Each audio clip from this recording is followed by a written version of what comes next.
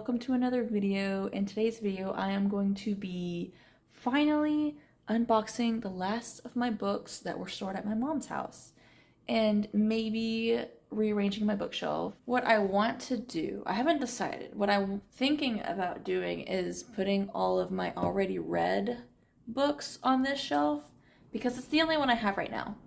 And I like to display them like trophies, like serial killer. And I have a lot more read books than I have unread. And a lot of the content that I make has to do with books I've already read. So I'm thinking that's what we're gonna do. Hopefully this works out. Hopefully they all fit. And yeah. And here are the two boxes that I need to go through and somehow fit over there. Yeah, I don't know how I'm gonna do this. I think I have too many read books to put on this bookshelf.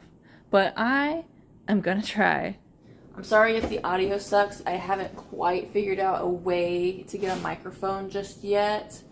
The microphone I did have plugged into my old phone, but the new phone I have now doesn't have a port for it. So we're just gonna have to deal with crap quality audio for the time being. All right. So I did actually have a YouTube channel before this. It was called Nicole's Book Nook. And yeah, that channel was a dumpster fire. But I loved it. I loved doing videos. I loved... Oh, TikTok. Sorry. But I loved doing videos. It started out as, dumpster fire. But I loved doing it. It was really fun. A lot of stuff started happening in my life. A lot of stuff that wasn't good stuff. So I took a step back. I needed to take a break because there was too much going on. And then, because I was married. Yeah, last week. Because I was married last year.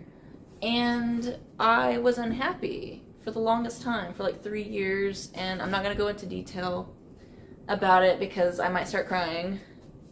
I left because I was unhappy. And there was a lot of stuff that was done and said to me that was like really upsetting. And I was not in a good mental state.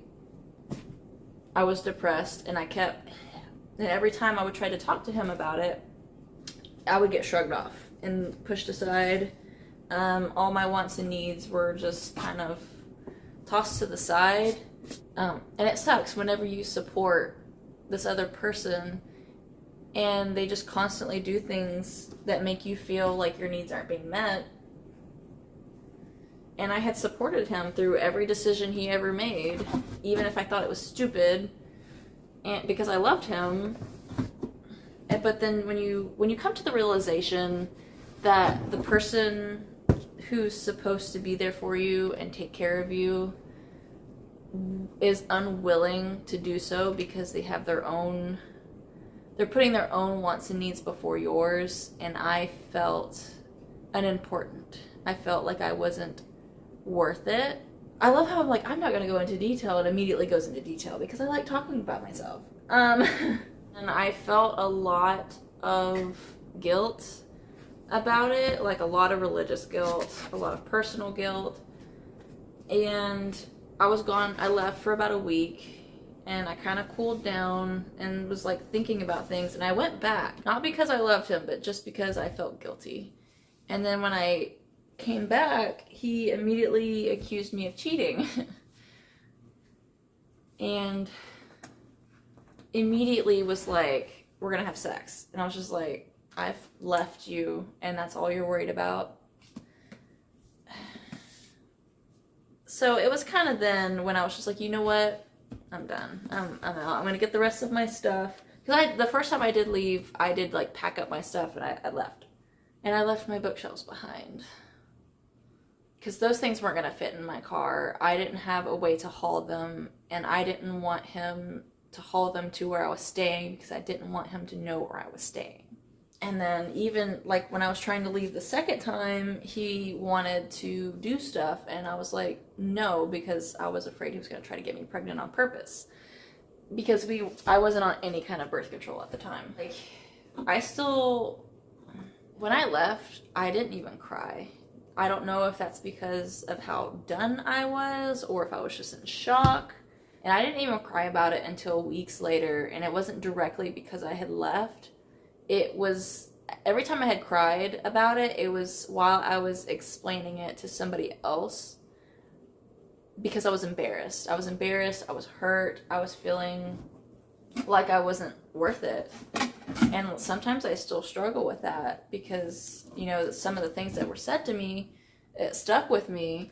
And I was like, you know, why didn't I deserve better? Like, was I not worth it? Why wasn't I good enough to receive the one thing that I asked for? We were married for 7 years, or would have been 7 years last March of 2022. Yeah, March of 2022. Almost 7 years. And for the majority of that 7 years, he had us living with either with his parents or on his parents' property nearby. And I loved his family. They were great. But whenever I would mention, hey, we can go get our own place, he would be like, no, we can't afford that, and then turn around and drop $3,000 on a new vehicle or tires for said new vehicle, trucks, I should say. He spent the money on trucks. And he would just constantly turn in new vehicles and turn in old vehicles and get new ones. So just constantly adding on debt. I think he went through 7 trucks. Yeah, 7 trucks in the span of 7 years. And I've had 2 vehicles in the same amount of time. I don't think he was doing this on purpose, but it felt like he was financially crippling us over and over and over just so we wouldn't have to leave his parents. He even told me that he's like, yeah, I'm just afraid to leave my parents' house. And I'm like, I left my parents for you when I was 18 and you can't even do that for me at 25. All my adult life, people have told me, you're a doormat, you need to stand up for yourself, you need to be more assertive. And then when I did, he was just like, where is this coming from? You're acting like a completely different person. And I'm like, so why are you acting like my sister? And I'm like, what, you mean I'm actually speaking up for myself? Yeah. So this was supposed to be, I didn't think this video was going to get this chatty about this particular subject. Sometimes I think back on it and I'm just like, did I overreact? Like, was the decision that I made, was it a right decision? And then when I tell people about, like, when I go in depth about telling people of, like, some of the things that he did and said to me, they're just like, no, like, you didn't overreact. And I'm afraid I overreacted and left for the wrong reasons, but I just wanted to leave quietly and it just be done quietly. I just wanted to move on. I just wanted us to separate and move on. But he just went to everybody. He talked to it about, like, some of my friends knew about it before I even told them, just because he had went to them about it and before I was ready to talk about it with anybody. So that was infuriating. And then I had people who hadn't spoke to me in years messaging me saying, hey, you need to try more. You need to try harder. You need to go back and try harder. And I'm just like, you haven't spoken to me in years and you don't know what's going on. You say that you don't even want to know what's going on. You have the audacity to tell me to try harder. And it's just like, I've been trying for 3 years. That's the thing. I had tried for 3 years to talk to him about how I was feeling. I wasn't getting anywhere. And then when it came down to it and I decided enough was enough, oh my gosh. I'm sorry if I'm just going in circles. I was told that I was going to hell. I was told that I was a coward. I was told that nobody would ever love me or ever forgive me for what, I don't know. So a friend's mom, now he's my boyfriend, my friend's mom had a hunting trailer out in the middle of nowhere. She said I could stay at rent-free. Yeah, she didn't charge me. So sweet. So thankful that she did that for me, or else I would have had to stay in my car with a cat. I stayed out in that camping trailer for about 5 months before I moved to this apartment. And the neighbors had called the police because a note had shown up in their mailbox that said, "I found you." And there's no like kids out there, and I was like, okay, that's weird. Is this an isolated incident? Did he follow me? I checked, you know, my Snapchat to see if my location was on or whatever. I don't know. So that was terrifying as a woman.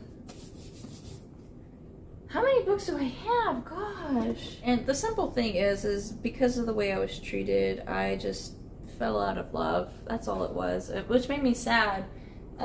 What prevented me from leaving for the longest time was I still cared about him. Even though I had fallen out of love, I still cared about him, and I wanted to know if he was okay. Because I know that he has had issues in the past of, you know, suicidal thoughts and depression and drug use, and I was afraid that if I left, he would go back to that. Oh, I forgot I had this. Got books I don't even remember that I've got. Yeah, so by the time this comes out, I think it will have been just a little over a year since I left that relationship. The whole thing was so life-changing. At my own doing, surprisingly. I felt like I was in a period drama. Either stay with him, be unhappy but financially stable, or go out by yourself, have no money, be pretty poor, but be happy. And I chose happiness. But I built myself back up with the help of my best friend, who's now my boyfriend.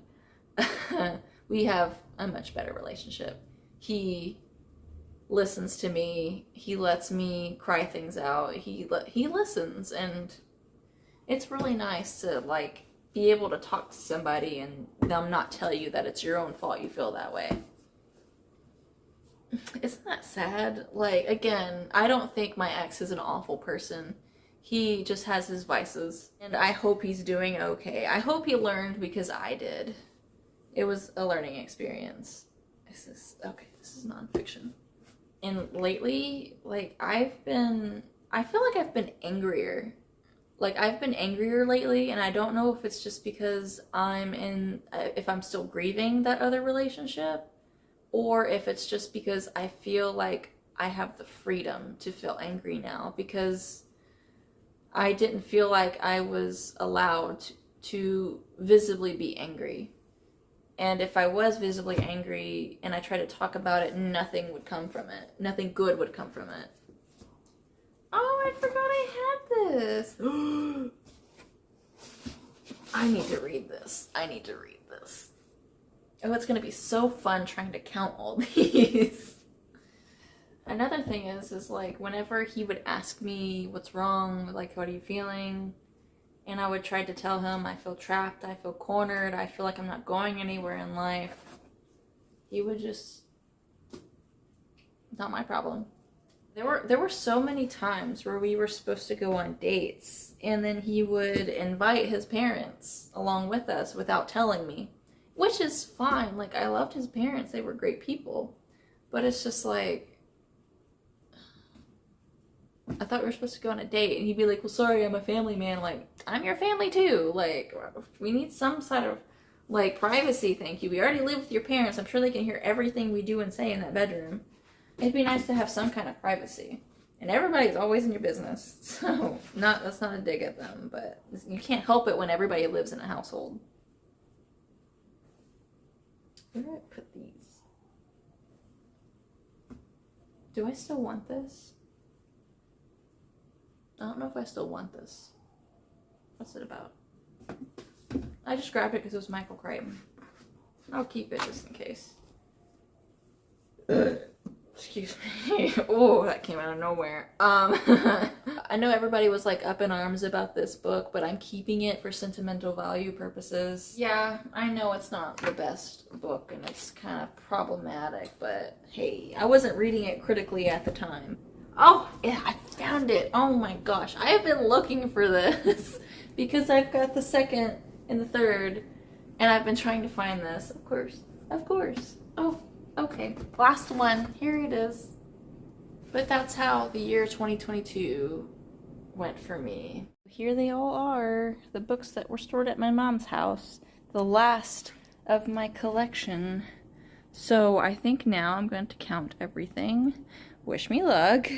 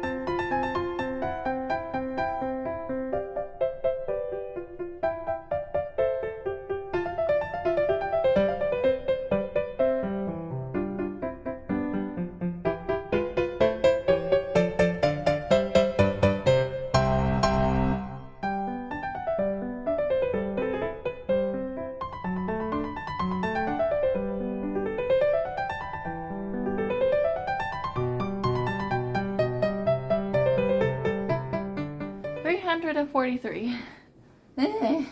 343 bookaroos. Is that a word? I don't know. That's 443. No, 343, right? 443. Stop it. 343. I'm having an aneurysm. I'm going to end it here because this video is longer than I meant it to be. If you're still here, thank you for listening to me unpack my feelings as I unpack my books. Good title for the video. So yeah, in part 2, I will rearrange my bookshelf, and I hope to see you there, and I will see you on the other side. Bye!